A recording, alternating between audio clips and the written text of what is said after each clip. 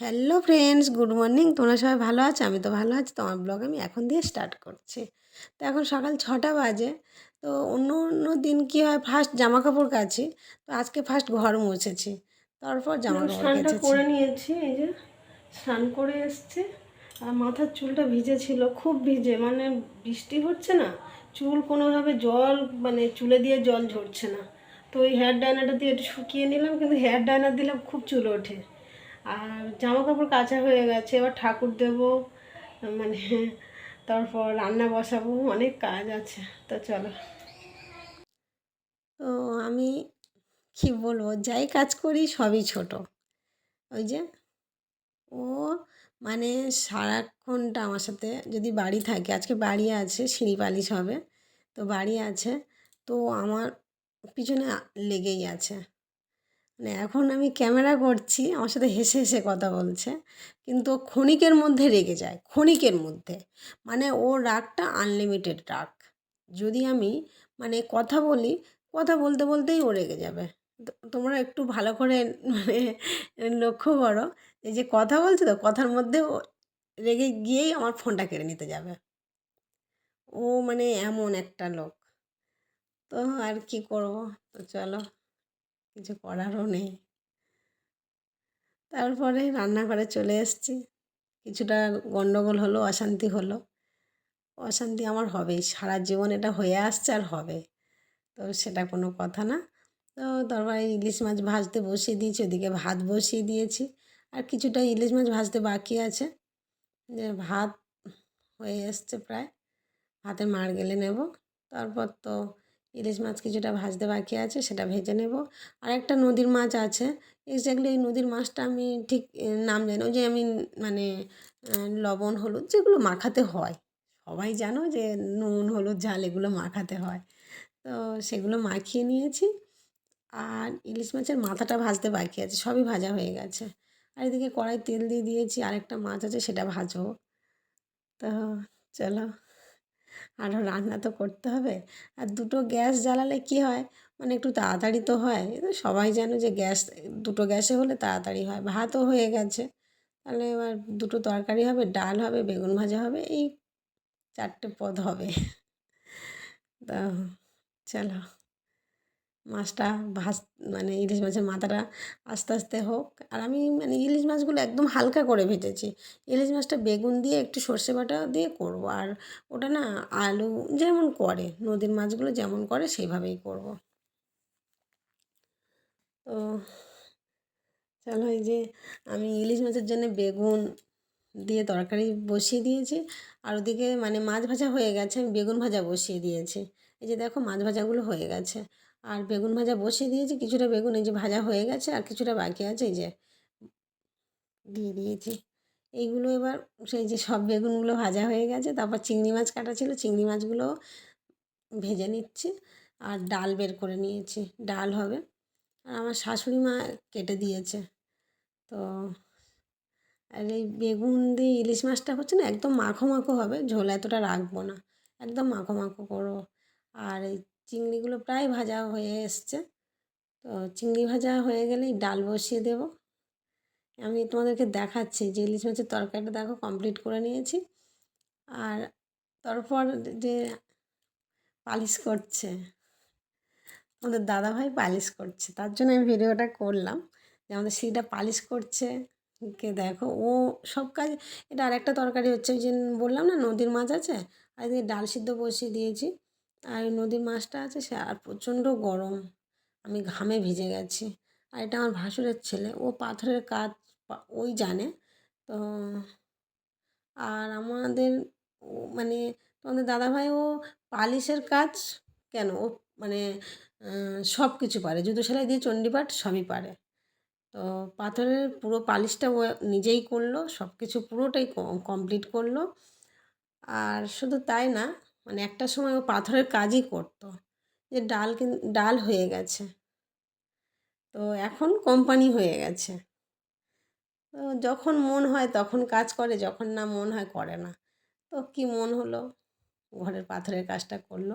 আমি তোমাদেরকে এক এক করে তরকারিগুলো দেখিয়ে দিলাম। এটা একটা ইলিশ মাছের তরকারি, আর একটা এটা আরেকটা নদীর মাছ, আর ডাল আর বেগুন ভাজা। বেগুন ভাজাটা অনেকটা তলায় আছে, একটু লেট হচ্ছে দেখাতে। আর মানে সব রান্নাগুলো আমি তোমাদেরকে দেখিয়েছি যে কী কী রান্না করেছি, কিন্তু তবু সবগুলো হয়ে গেছে, তোমাদেরকে পুরো কমপ্লিট করে দেখিয়ে দিলাম। তারপর আমার রান্নাঘরের হালটা শুধু দেখো, মানে রান্নাঘরের স্ল্যাবটা পুরো ভর্তি। আমার রান্নাঘরটা অনেকটা ছোটো, মানে আমার মানে খুব খুব অসুবিধা হয়। আর মানে সিঁড়ি পালিশ হচ্ছে, প্রচণ্ড ধুলো হচ্ছে, ডাইনিংয়ে কোনো তরকারিপত্র কিচ্ছু রাখতে পারছি না, এর মধ্যেই সব কিছু রাখতে হয়েছে। তো তারপর কিছু বাসন আমি মেজে নিলাম, নয়তো অনেক বাসন পড়ে যাবে। তো মানে ভাত খাওয়ার পরে না অনেক বাসন যখন পড়বে না কষ্ট হয়। আর কী করবো, করতে তো হবে। তারপর ওদেরকে খেতে দিলাম, আমিও খেয়ে নিয়েছি। ওনাদেরকে খেতে দিয়েই আমি খেতে বসছি। তো আমার খাওয়া দাওয়া হয়ে গেছে, আমি এটা দেখালাম যে খাওয়া দাওয়া করে ক্লিন করে নিয়েছি। আমাদের ডাইনিং টেবিল আছে, গরমের সময় না আমরা ডাইনিং টেবিলে খাই না, আমরা নিচে বসেই খাই, কিন্তু ঠান্ডার সময় ডাইনিংয়ে খাই। তো তারপরে রান্নাঘরটা ক্লিন করে নিয়েছি দেখো। ওই মানে আবার রাত্রেবেলা হবে, রান্নাঘরে ঢুকতে হবে। আর এই যে ভাত খেয়ে বসেনি, পালিশ করতে লেগে গেছে। ও এমনি কোনো কাজ করে না যে বাড়িতে কোনো কাজ করে, এমন না। যদি মন হয় তো করে, মন হলে যদি মন হয়, কিন্তু সব কাজই পারে, সব কাজ। পাথর বসানো, পাথর ঘষা, এগুলো সব, মানে যে গাঁথনি, প্লাস্টার সবই পারে, কিন্তু কিছুই করে না, সবই লেবার মিস্ত্রিই করে। কিসের জন্যে ও মানে ওই পাথরটা মানে সিঁড়িটা পালিশ করছে আমি জানি না, কী মন হয়েছে জানি না। তারপর না সন্ধ্যা হয়ে গেছে, আর অনেক কিছু কথা বলা হয়নি, আমি সিঁড়িটা একটা দেখিয়ে সাউন্ড দিয়েছি। হচ্ছে, আমি তোমাদেরকে বলতে পারছি না। তো আমার মেয়ে ও জেঠিমাদের বাড়ি গিয়েছিল, জেঠিমারা হালুয়া করেছে দেখে ও পাগল হয়ে যাচ্ছে, ও আমাকে একটু হালুয়া করে দেবে। তো গাজর তো ঘরে ছিল না, তো একটাই গাজর ছিল, এক পিস। তো সেটা নিয়ে আমি বললাম তুমি এখন খাও, এটা করে দিচ্ছে, তারপর কালকে আমি আবার করে দেবো। প্রচণ্ড সাউন্ড হচ্ছে, মানে পালিশ হচ্ছে তো, মেশিনের সাউন্ড হচ্ছে। তো এখন একটু অফ আছে। গাজরের হালুয়াটা চলো করে দিই, একটু হয়তো এইটুকু হবে, একটা গাজর। যে গাজরের হালুয়া একটাই গাজর ছিল, সেটা দিয়ে করে দিয়েছি, কিন্তু পরের দিন আনবো, অবশ্যই এনে ওকে করে দেবো। আর ও কতটা হ্যাপি দেখো। তো আমার মাম্মাম যদি আমার কাছে কিছু খেতে চায়, সেটা যদি না আমি দিতে পারি, বা সেটা যদি আমি করে না খাওয়াতে পারি, আমার যে কী কষ্ট হয় তোমাদেরকে কী বলবো। তো তোমাদেরকে একটা মানে জিনিস দেখাচ্ছি, দেখো ধুলো দেখো। আর এটা দেখানোর কোনো ব্যাপার না, যদি বলো কেন, কারণ পালিশ হলে যে ধুলো হবে তো সবাই জানে, এটা কমন ব্যাপার যে পালিশ হলেই ধুলো। দেখো আমার ওয়ালগুলো দেখো সব সাদা হয়ে গেছে। তারপর না এগুলো ক্লিন করে নিয়ে রিলস বানিয়েছি। রিলস বানানোর পর তারপর চলে এসেছি রান্নাঘরে, বললো কফি খাবো, তাই আমি বললাম ঠিক আছে করে দেবো। আর এই যে 2 প্যাকেট কফি নিয়েছি। আর তোমাদেরকে না মাঝখানে অনেকগুলো কথা বলা হয়নি, মানে ওর কথা বলতে বলতে ছাদের অনেকগুলো জিনিস মানে দেখিয়েছিলাম, সেগুলো বলা হয়নি। তো যাই হোক, কফিটা তো এখন করে করে দিই কফিটা। আমার মাম্মাম আর ও কফি খাবে। তারপর আমার শাশুড়ি মা এসেছিলো, মানে যখন আমরা কফিটা করলাম তখন ওনাকে ডাকা হয়নি, তারপরে আবার ডাকলাম, তা বললো হ্যাঁ কফি খাবো। তা ওনাকেও আলাদা করে করে দিলাম। তো সেটা আর ভিডিও করিনি আমি, মানে 2 কাপের ভিডিওটা তোমাদেরকে দেখালাম।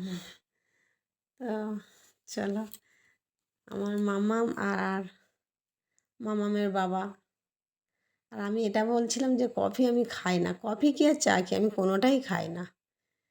আমার মানে এগুলোর উপর আমার কোনো নেশা নেই, আমার কোনো নেশাই নেই। আমি কফি চা আমার কোনো কিছুর নেশা নেই, আমার এসব ভালো লাগে না খেতে। তো তারপর যে কফি খেয়ে নিল দুজন বসে বসে।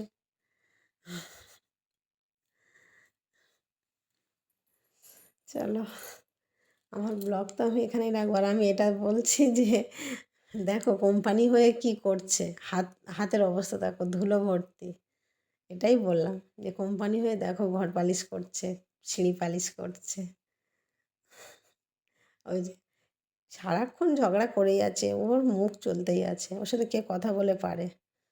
তো আর কি করবো, চলো ব্লগ এখানেই রাখছি, টাটা বাই।